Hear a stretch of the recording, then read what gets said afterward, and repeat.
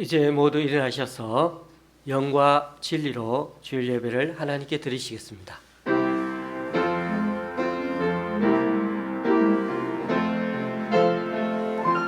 찬양하라 내 영혼아, 찬양하라 내 영혼아, 내 속에 있는 것들아 다 찬양하라. 경배하라 경배하라 내 영혼아, 경배하라 내 영혼아, 내 속에 있는 것들아 다 경배하라. 감사하라 감사하라 내 영혼아, 감사하라 내 영혼아,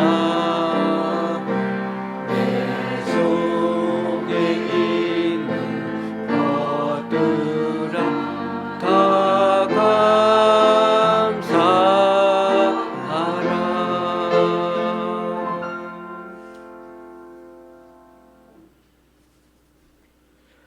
여호와께서 다스리시니 스스로 권위를 입으셨도다.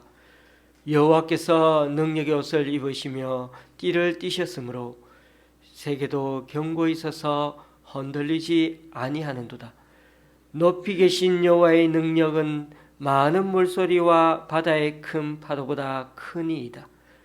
여호와여, 주의 증거들이 매우 확실하고 거룩함이 주의 집에 합당하니 여호와는 영원 무궁하시리이다. 아멘. 사도신경으로 주님께 신앙 고백을 올려드립니다.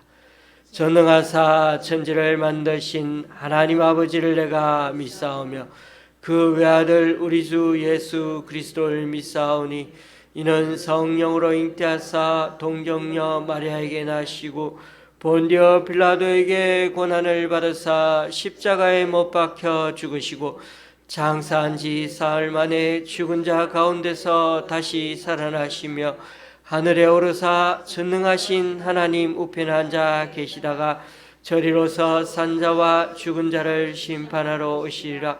성령을 믿사오며 거룩한 공예와 성도가 서로 교통하는 것과 죄를 사하여 주시는 것과 몸이 다시 사는 것과 영원히 사는 것을 믿사옵나이다. 아멘. 자리에 앉으셔서 찬송 6장 찬양 드리겠습니다.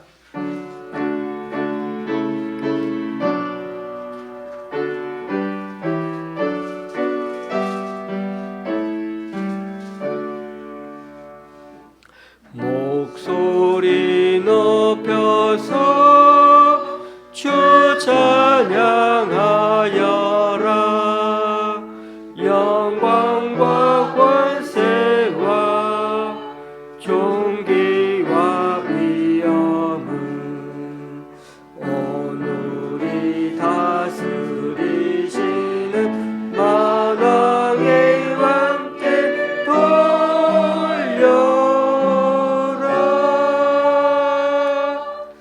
아멘.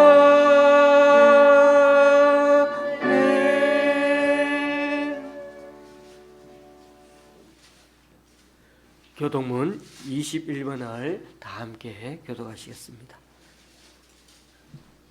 교독문 21번입니다.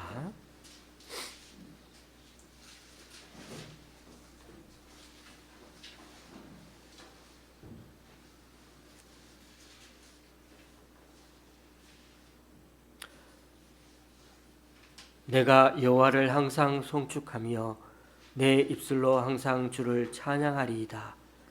내 영혼이 여호와를 자랑하리니 공고한 자들이 이를 듣고 기뻐하리로다. 나와 함께 여호와를 광대하시다며 함께 그의 이름을 높이세. 내가 여호와께 간구하며 내게 응답하시고 내 모든 두려움에서 나를 건지셨도다.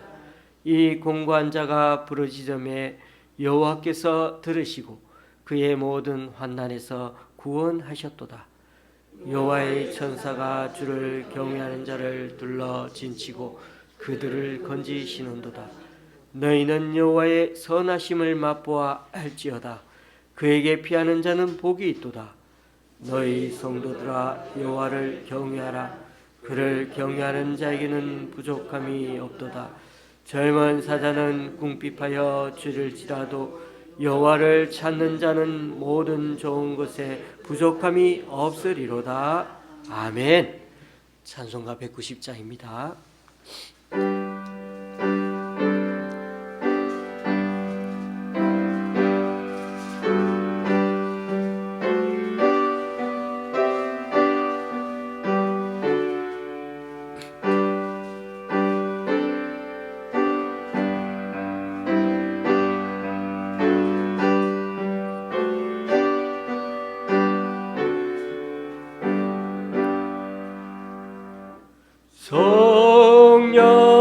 성령이여 강림하사 나를 감화하시고 애통하며 회개함만 충만하게 하소서.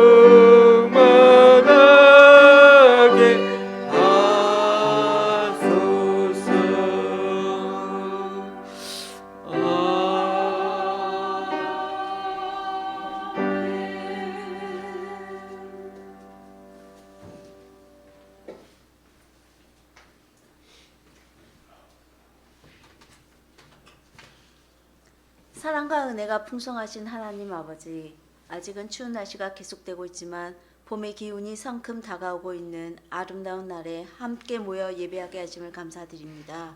찬양과 영광을 받으시옵소서. 전염병으로 인한 힘든 3년이라는 시간이 지나가고 있습니다. 이제는 정상적인 삶으로 돌아가는 과정에서 예배를 회복하고 관계를 회복하고 생활을 회복하는 시간이 되도록 우리에게 은혜를 베풀어 주시옵소서. 주의 말씀을 듣고 읽으면서 우리의 믿음을 반석 위에 세우게 하여 주시고 우리의 믿음이 남에게 보이기 위한 믿음이 아니라 나를 위한 것임을 깨달아 믿음을 반석 위에 세우고 나를 바로 세워가는 그리스도인이 될 수 있도록 주께서 우리를 돌보아 주시옵소서. 시리에 빠지고 희망이 없는 사람들이 있습니까? 시리에 빠진 사람들에게는 삶의 의미를 찾게 하여 주시고 희망을 필요로 하는 사람들에게는 주께서 그들의 희망이자 빛이 되어 주세요. 낙심한 사람들에게 주의 사랑을 베푸사 어둠 속에서 걸어나와 빛의 자녀로 살게 하여 주시옵소서. 우리의 예배를 주관하여 주셔서 말씀을 전하시는 목사님에게 힘을 더하여 주시고 듣는 우리에게도 귀와 마음을 열어서 주의 말씀을 우리 생활 가운데 행할 수 있는 주의 자녀가 되게 하여 주시옵소서. 예배를 받아주시고 진정으로 겸손한 마음으로 주 앞에 나아가 고침받고 회복되기를 원하는 자에게 주의 손길을 베풀어 주시는 구원자이신 예수 그리스도의 이름으로 기도드립니다. 아멘.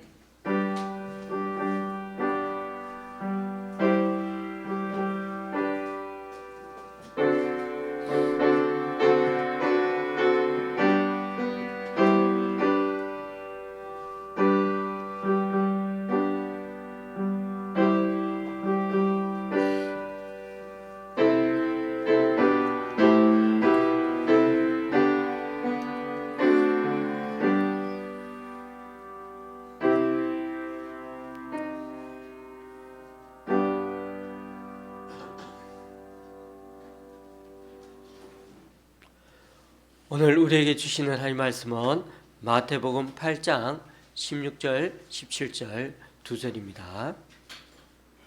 마태복음 8장 16절, 17절입니다. 제가 가지고 있는 신약 성경은 11쪽입니다.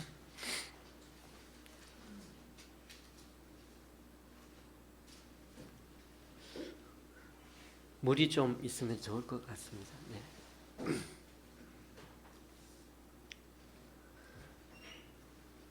한 목소리로 함께 봉독하시겠습니다. 저물매 사람들이 귀신 들린 자를 많이 데리고 예수께 오거늘 예수께서 말씀으로 귀신들을 쫓아내시고 병든 자들을 다 고치시니 이는 선지자 이사야를 통하여 하신 말씀에 우리의 연약한 것을 친히 담당하시고 병을 짊어지셨도다 함을 이루려 하심이더라. 아멘.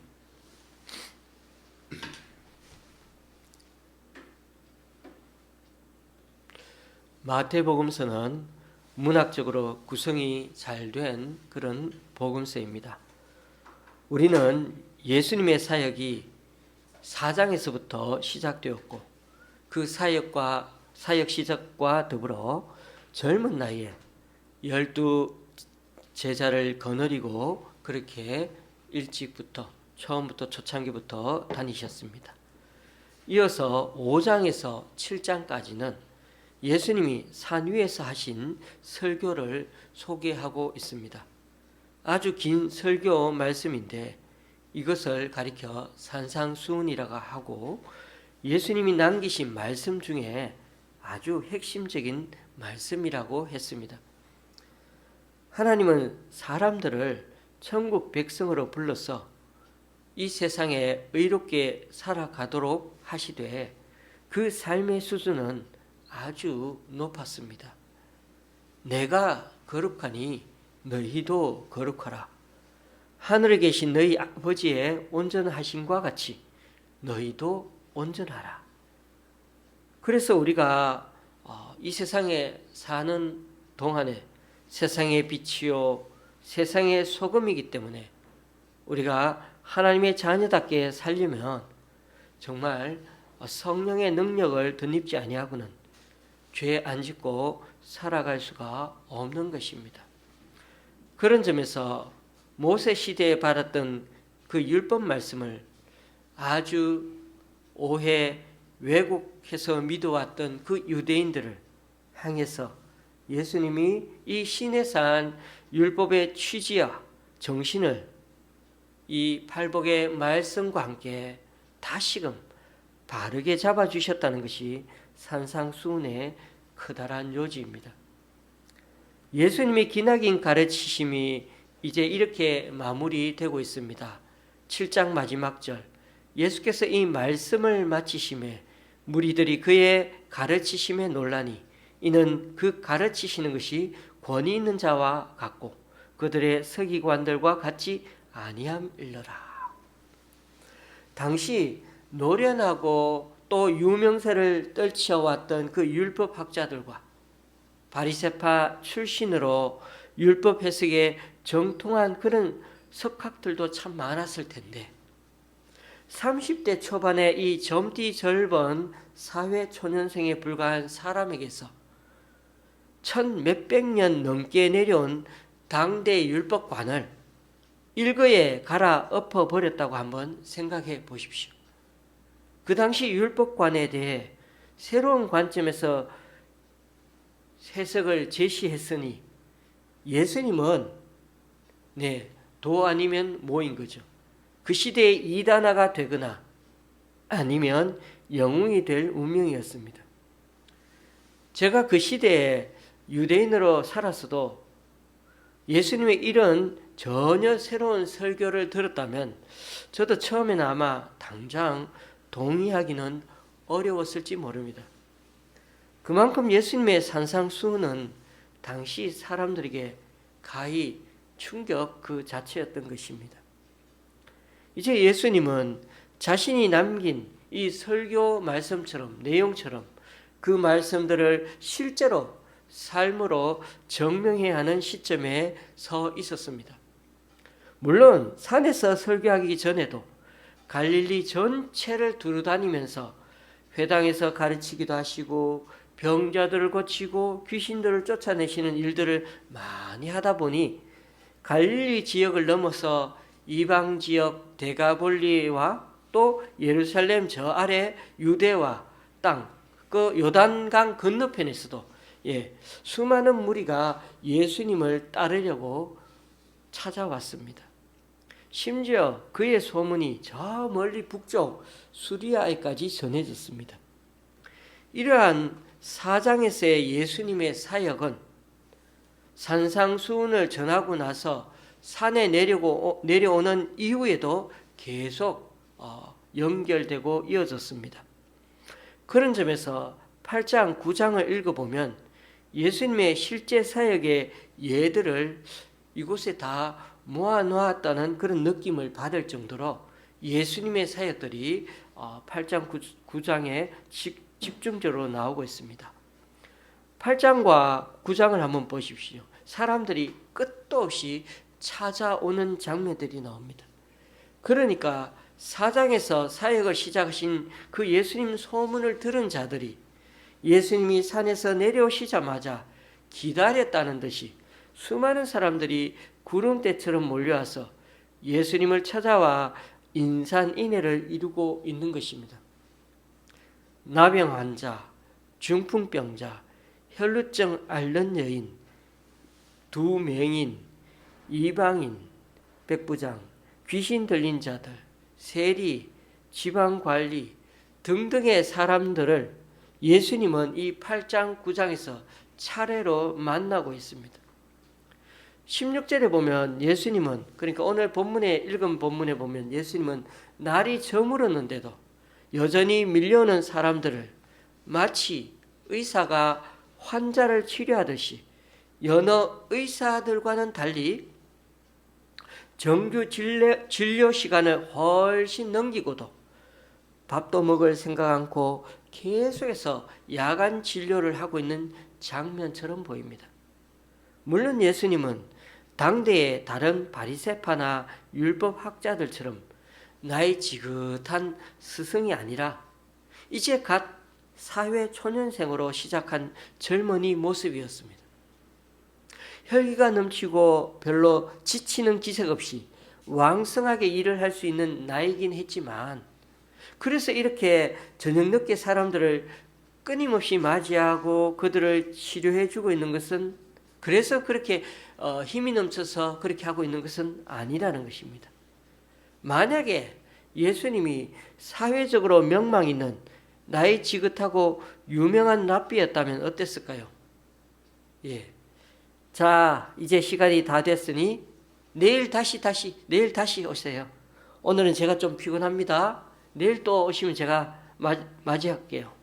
라고 그러면서 사람들 다 보내버리고 말았을 가능성이 많습니다. 그러나 예수님은 끝도 없이 밀려드는 수많은 사람들, 특히나 자신의 문제거리들을 가지고 찾아오는 이들에 대해 예수님은 조금 더 귀찮게 여기지 않고 따뜻하게 환대하십니다. 에이 목사님, 이 정도는 사람마다 조금씩 차이가 있을 뿐이지, 아마 당시에 마음이 따뜻한 영적 스승들도 있어서 사람들을 따뜻하게 맞이하는 사람들도 있었을걸요. 목사님이 너무 예수님의 환대하는 모습을 지금 막 띄우는 거 아닐까요? 아닙니다. 예수님의 따뜻한 환대의 모습은 당시 사람들 눈으로 보기에도 달라도 너무 달라 보였습니다. 아니, 당시 율법관을 정면으로 다 어기면서까지, 어떻게 하면 목숨이 몇 개가 되는지도 모를 정도로, 예? 그렇게 그 바리새인과 율법자 학자들에게 정면에 도전하듯이, 예? 그렇게 사람들에게 다 다른 찾아오는 사람들에게 잘해주고 있었어. 예수님의 이런 유별난 환대, 손님 맞이 모습은 많은 사람들에게, 어떤 사람들에게는 참 너무 친절하시고 너무나 파격이어서 참 좋은데, 그러나 바리새인과 서기관들, 기존의 권력자들에게는 정말 가시 같은 존재였죠. 3절에 나병 환자의 손을 덥석 잡는 예수님을 보십시오. 피부병 환자 손은 의사들도, 요즘 의사들도 어떻게 해요? 의료용 장갑을 끼고 치료하지 않습니까? 그리고 당시 나병 환자는 격리죠, 격리. 사람들이, 저 정상적인 사람들이 가까이 오면 자기는 멀리 떨어져야 되지. 그리고 소리 질러요. 나 나병 환자요 라고 얘기하지 않으면 돌에 맞아 죽습니다. 왜요? 그런 사람들은 부정한 사람들이니까. 마치 죄가 많은 사람들처럼 취급을 받았던 겁니다. 15절에 보십시오. 여기서도 또 예수님은 손을 잡죠. 예수님은 한 사람에게만 그런 게 아니고 그 누구든 손을 먼저 대어 치료하셨습니다. 심지어 9장에 보면 죽은 사람의 손도 잡았네요. 당시 율법관으로 보면 예수님은 큰 죄를 저지른 사람이 되는 것인데, 이렇게 하면 율법을 다 어긴 거잖아요. 예수님은 전혀 구애받지 않고 죽은 시체에다가 손을 갖다 대었습니다. 예수님은 손만 잡은 게 아니고 맹인에게는 눈에다 손을 갖다 대고서 이미 오래 사라진 시신경을 다시 금세 연결시켜 수정체에서 시력이 돌아오게 하셨습니다. 또한 예수님은 찾아오는 사람들만 반갑게 맞이해 준 것만 아니라 직접 찾아가기도 하셨죠. 14절에 보니까 자신의 제자인 베드로가 장모의 병 때문에 힘들어하는 걸 보고는 직접 집을 찾아가서 문제를 해결해 주지 않습니까? 9장에 보면 한 여인이 몰래 예수님 곁에 와서는 예수님 옷자락을 잡고 갑니다. 여인의 병이 여성병인지라 사람들에게 드러낼 수도 없고, 그게 부정한 죄를 짓는 거로 그 시대에는 다 인식하고 있는 시대여서 더더욱 예수님에게 말하는 것 조심스러웠죠. 그런데도 예수님은 일부러 그 여인의 아픈 치부를 드러내서는 그 여인을 대중들 앞에 세웠습니다. 그리고 거기서 반전이 일어났죠. 지금까지 얼굴을 들고 다닐 수 없었던 여인이 예수님을 만나 병이 깨끗하게 나았을 뿐 아니라 이제는 모두가 여인이 깨끗해졌다는 걸 알게 되는 바람에 이제는 더는 숨어 지낼 필요가 없게 된 것입니다. 이뿐만 아니지요. 당시에 얼마나 귀신 들린 사람들이 많았든지. 그런데 예수님은 그때그때마다 귀신들을 상대하여 사람 속에 들어있는 귀신들을 다 내쫓아 주셨습니다. 예수님은 몸도 치료하실 뿐만 아니라 정신적으로 고통받는 사람들을 치료해 주셨을 뿐만 아니라 그 내면을 또 이해하고 받아주시고 또 그렇게 함께 해주셨을 뿐만 아니라 영적으로 고통당하는 사람들도 다 치료하여 주시고 고쳐주셨던 것입니다. 오늘 읽은 말씀에 보니 귀신들을 쫓아내시되 말씀으로 쫓아내셨다는 것을 알 수 있습니다. 예수님은 귀신 들린 자들에 대해서만은 꼭 말씀으로 치유하시고 고쳐주셨습니다. 귀신 들린 사람의 문제는 무엇보다 마음 문제가 큰 원인입니다. 귀신은 아무런 사람에게나 확 쉽게 들어가서 그 사람을 무력화시키고 지배하는 게 아닙니다. 그건 연속극 드라마나 나오는 얘기지. 귀신은 사람의 내면의 문제가 흔들릴 때 그 사람을 조종하는 것입니다. 사람에게는 사람마다 다 인격이 있고 영혼이 그 사람을 주체적으로 몸을 움직이게 하는데 귀신 들린 사람은요, 귀신에게 이 인격적인 자리를 허용했기 때문에 그 사람이 이상한 행동들을 하며 그렇게 우리 눈에는 돌아다니는 현상이 나타나게 되는 것입니다. 그래서 예수님은 사람의 몸 안의 장기나 암에 걸린 그런 문제가 아니라 우리 몸속인데 내면의 문제, 정신적인 문제, 영적인 문제에 대해서는 꼭 말씀으로 치료를 하셨습니다. 비록 그 몸 안에 귀신이 들렸을지라도 그 귀신을 말씀으로 명령하고 내쫓아야지만 그 몸 안의 영이 정상적으로 되돌아올 수가 있습니다. 그래서 성경을 읽으면 귀신들은 꾸중해서 쫓아내어야 하는데 반드시 예수님의 능력, 권세를 등에 업고 예수의 이름으로 확신을 갖고 쫓아내어야 합니다. 안 그러면 귀신들이 얕보죠. 여러분 해보시면 아는데 두렵죠. 무섭습니다. 그런데요, 한번 경험해 보시면 이런 생각이 듭니다. 그래, 귀신이 내 뺨을 때리더라도 예수의 이름으로 외치자. 사람 몸속에 들어간 귀신은 잘 안 나가려고 합니다. 그러나 그래도 끝까지 예수님의 이름으로 나아가면 반드시 귀신은 쫓겨나가게 되어 있습니다. 이걸 믿고 끊임없이 예수님의 능력에 의지해 쫓아내어야 합니다. 여러분, 귀신과 싸우는 일은 영적인 일이요, 정신적으로 금방 사람을 고갈시킬 수 있을 정도로 지치고 힘든 일입니다. 그러나 예수님은 이 일을 마다하지 않으셨습니다. 심지어 예수님은 자연 현상에 불과한 그 바람에도 또 바다도 꾸짖으시는 장면이 나오지 않습니까?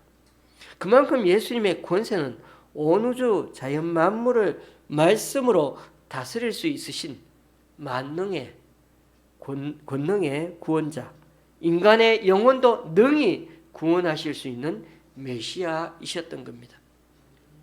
자, 교우님들, 갑자기 혜성처럼 나타난 예수님이 사람들 한두 명을 고쳐준 게 아니죠. 그래도 고치면 이 시대는 막 유명 인사가 되지 않습니까?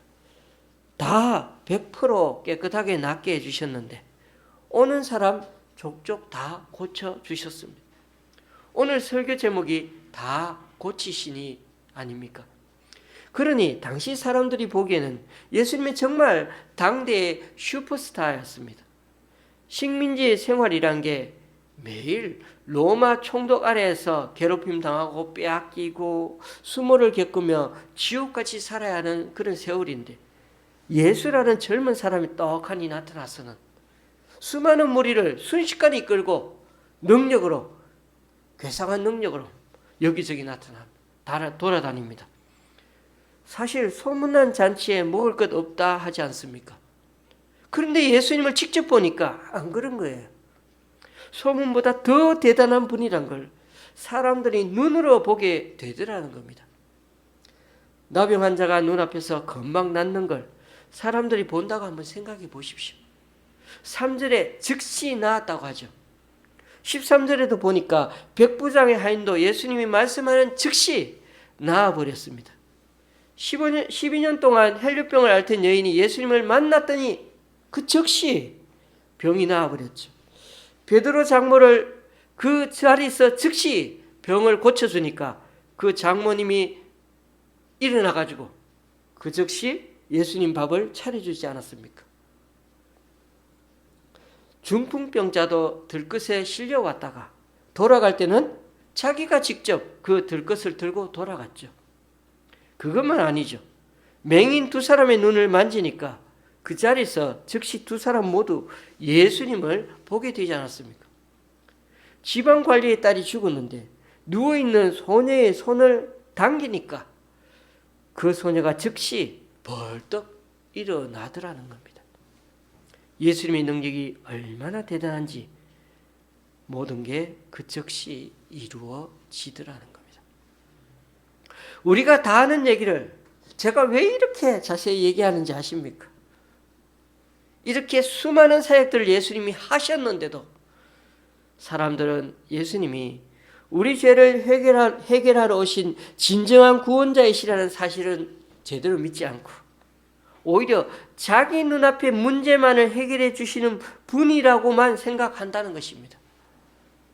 그러니 다들 자기 문제 하나씩 있는 거 다 들고 와서 서로 예수님께 먼저 내보여서 해결 받으려고 줄을 쭉 서 있는 게 오늘 본문의 우스꽝스러운 풍경이라는 것입니다.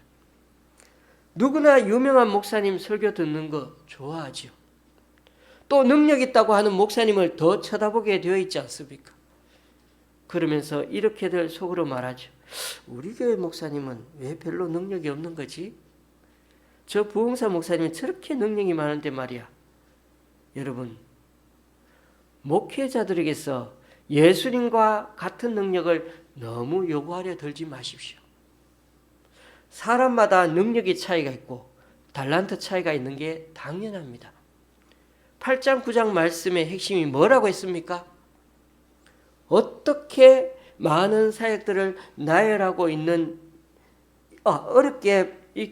이렇게 많은 사역들을 나열하고 있는 이유는 딱 하나입니다. 예수님이 진정한 구원자시라는 겁니다.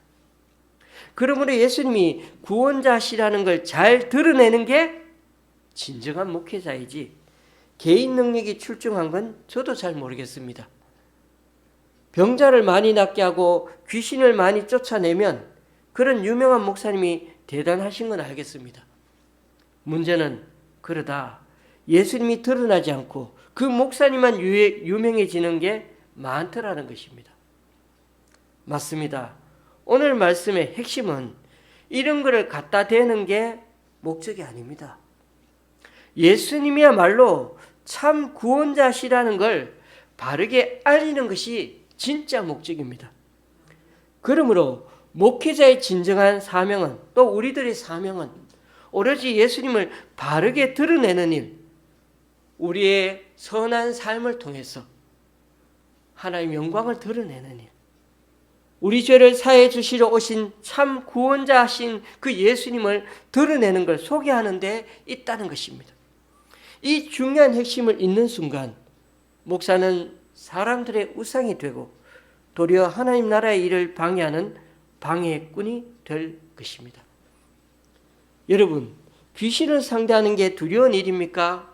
네, 그것도 두렵습니다만 진짜 두렵고 떨리는 일은 나의 의가 너무 드러나서 하나님 나라와 의를 방해하는 자리에 서는 것은 아닌가 하는 것입니다. 제가 있을 법한 얘기를 하나 해드리겠습니다. 구역장 모임에 베드로 집사님이 안 보입니다. 그래서 집에 신방을 가봤더니 장모님이 아파서 병 간호하느라 못 오셨던 겁니다. 그래서 목사님은 그 자리에서 그 장모님의 손을 붙잡고 간절히 기도했습니다. 빨리 낫게 해달라고. 그랬더니 베드로 구역장님이 목사님에게 이렇게 찾아와서 기도해 주셔서 참 감사하다고 연신 인사를 합니다. 여러분, 그 베드로 집사님은 저 같은 목사에게 이 정도까지만 바라지, 목사가 기도해서 그 자리에서 즉시 병을 낫게 해줄 거라는 기대를 하지 않습니다. 왜요? 목사는 사람이니까요. 구원자가 아니니까요. 아니, 바울이나 베드로는 그냥 손을 갖다 대니까 금방 낫던데 왜 목사님은 안 되는 거죠? 제가 조금 전에도 말씀드렸지요. 사람마다 차이가 있다고. 중요한 건 뭐라고요? 사람 보지 말라고요. 사람 비교하지 말라고요. 예수님 능력에 의지하시라고요. 안 그러면 예수님 같이 그런 능력 많은 목사님을 계속 찾아다니며 살아야 하는데 그렇게 하시겠습니까? 꼭 기억하시기 바랍니다. 하나님은 목사들마다 제각각 은사를 주시고 달란트를 주셔서 그 교회에 부르셔서 사역하게 하신 것입니다. 목사마다 다르고 교회마다 다른 것입니다. 제가 제 부족함을 가리고자 이런 말 하는 게 절대 아닙니다. 바라건대 오직 예수님만 바라보는 신앙인이 될 수 있길 바랍니다. 유명한 목사나 사람에 주목하지 맙시다. 누가 영역이 있더라, 기적을 행하더라, 설교가 참 신령하더라, 그런 사람들 너무 쫓아다니지 말고 우리 스스로 주님 앞에 나아가 은혜 받으시기 바랍니다. 설교 듣는 게 나쁜 것은 아니지만은 그만큼 신앙의 독립성이 약해질 수 있습니다.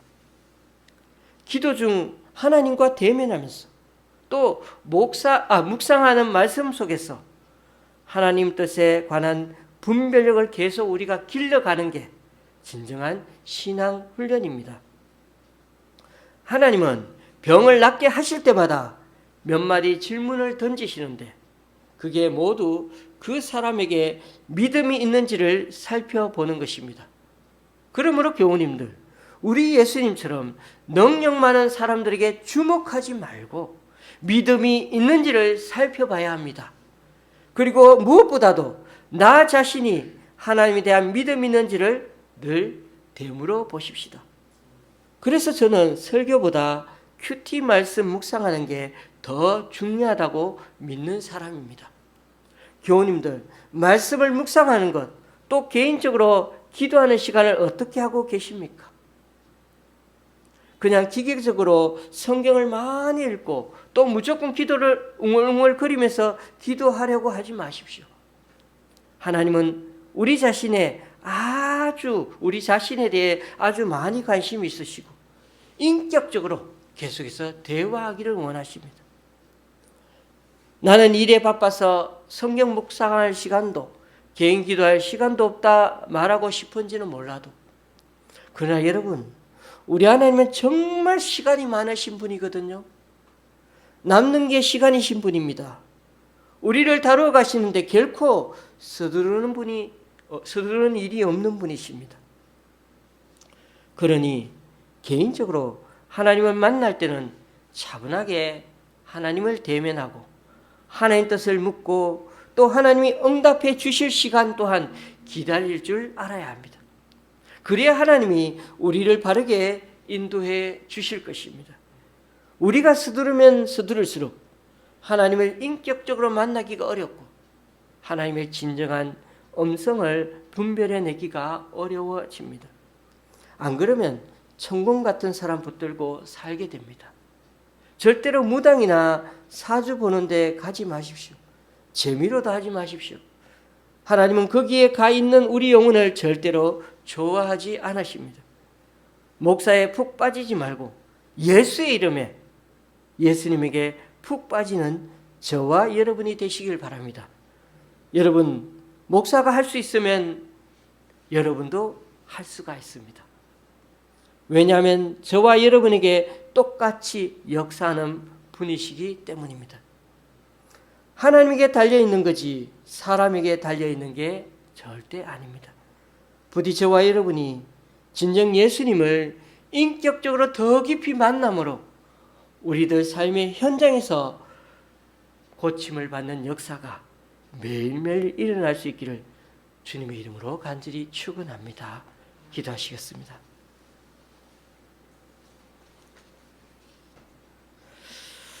주님, 오늘도 하나님 말씀 율법을 오랫동안 외국에서 믿어왔던 그 유대인들에게 산상수훈의 말씀을 전하면서 그 말씀의 진정한 뜻과 의미를 깨닫게 해주심을 감사합니다.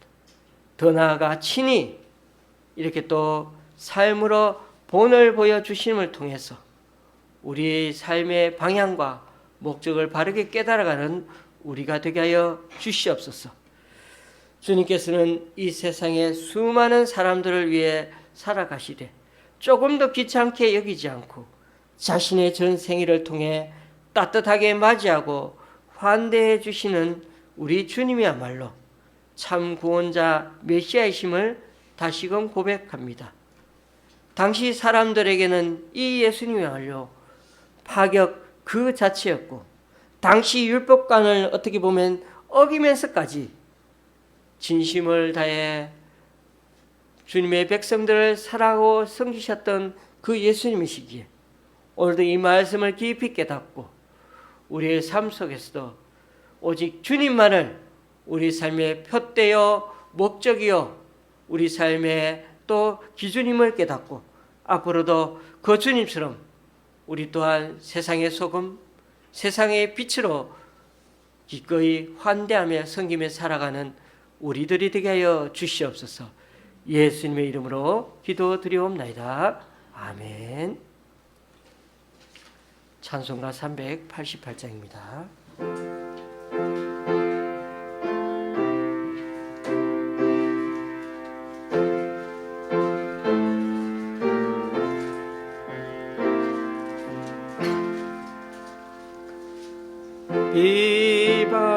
비바람이 칠 때와 물결 높일 때에 사랑하는 우리 주 나를 부어주소서.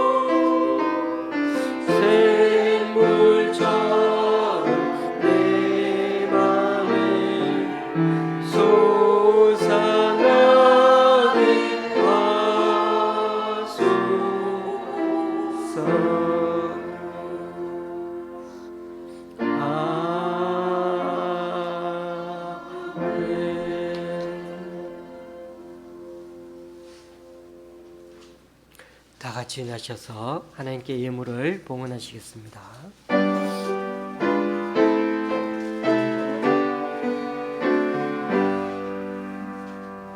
나의 보화 드리니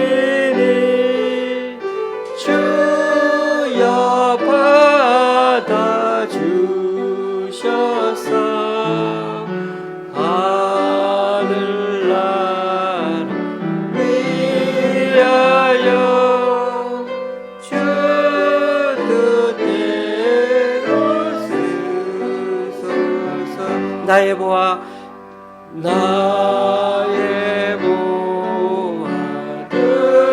드리니 주여 받아주셔서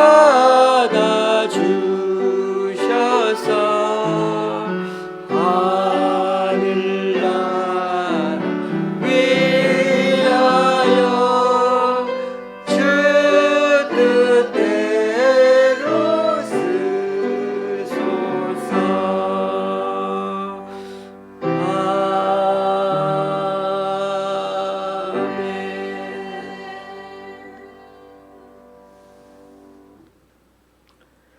주님, 오늘 이 시간 주님 앞에 나와 각자 여러 모양으로 드린 헌금들 기뻐 받아주시고 쓰이는 곳마다 귀한 결실 맺을 수 있도록 크신 은총으로 덧입혀 주옵소서. 우리 교회 성도님 9분의 수일 헌금과 한 가정의 11전금을 주님께 드리습니다. 또한 김천의 권사님이 수서의 집사님 가정에서, 연희동 장로님 가정에서, 그리고 외부의 성도님이 귀한 헌금을 주님께 올려드립니다. 이분들의 헌신과 섬김 귀하게 받으셔서 이분들을 통하여 하나님 나라가 더욱 확장되게 하여 주시옵소서. 예수님의 이름으로 봉헌기도 드립니다. 아멘. 앞뒤 좌우로 인사 나누시겠습니다.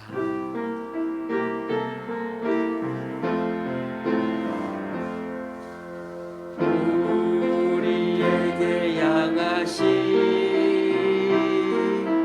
여호와의 인자심이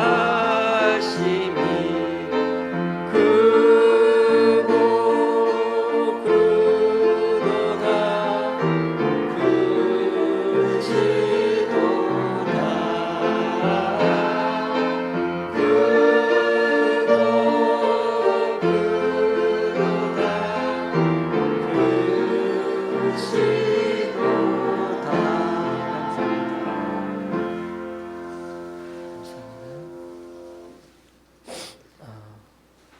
어제가 입춘이고 오늘은 정월 대보름이라고 합니다.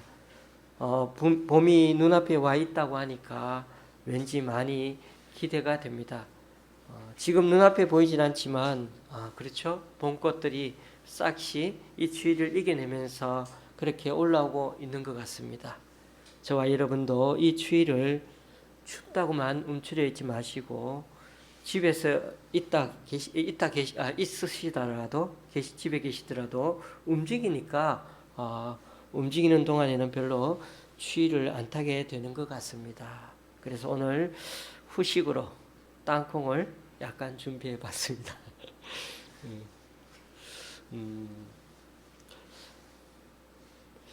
이번 이제 2월 달 이제 시작했는데 2월 달도 저와 여러분이 한 해 계획을 다시 한번 점검해 보시면서 지냈으면 좋겠습니다. 잘못하면 올 한 해 결심이 흐지부지 될 수가 있습니다. 그래서 다시 한번 2월에도 우리가 우리 탁상 달력에 또 수첩에 스케줄에 어떻게 잡혀 있는지 한번 돌아보시고 다시 한번 새 고백과 결심으로 한 해를 이겨내시기 바라고요. 어떤 분은 자의반 타의반으로 술을 끊게 되신 분도 있고 또 어떤 분은 지금까지 빚을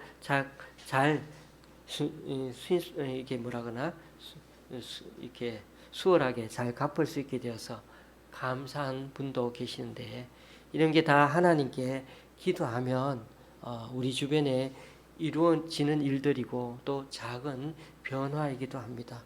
올해는 뭔가 달라지고 싶다. 이런 다짐으로 한 번 더 우리 각자 열심히 달려보는 2023년이 되었으면 좋겠습니다.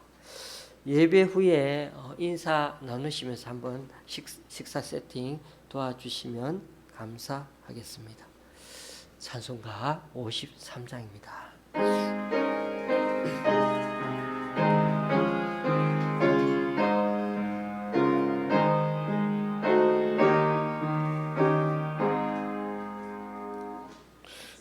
성전을 떠나가기 전 머리를 숙일 때 주께서 함께 계시고 복 내려 주소서.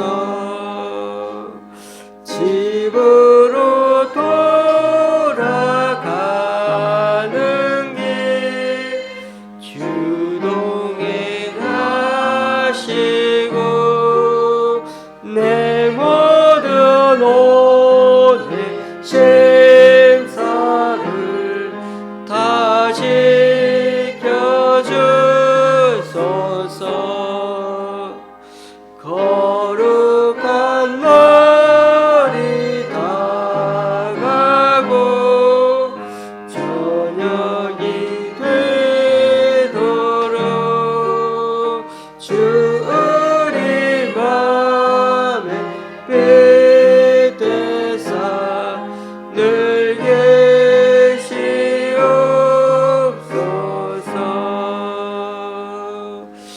계시옵소서.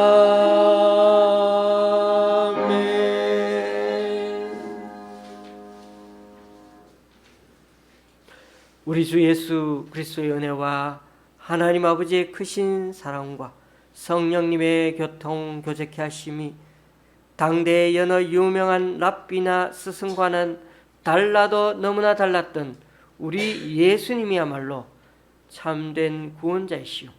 지금도 우리와 인격적으로 만나기 원하시고 또 우리 삶을 통째로 고쳐주기 원하시는 주님이시기에 앞으로도 오직 예수님만을 드러내고 따라가겠노라 다짐해보는 여기 모인 우리 좋은시학교의 성도님들과 그 가정 위에 또 각자 여러 사정으로 교회에 나오지 못하는 성도님 위에 이제부터 영원히 함께 하시기를 간절히 축원합니다. 아멘.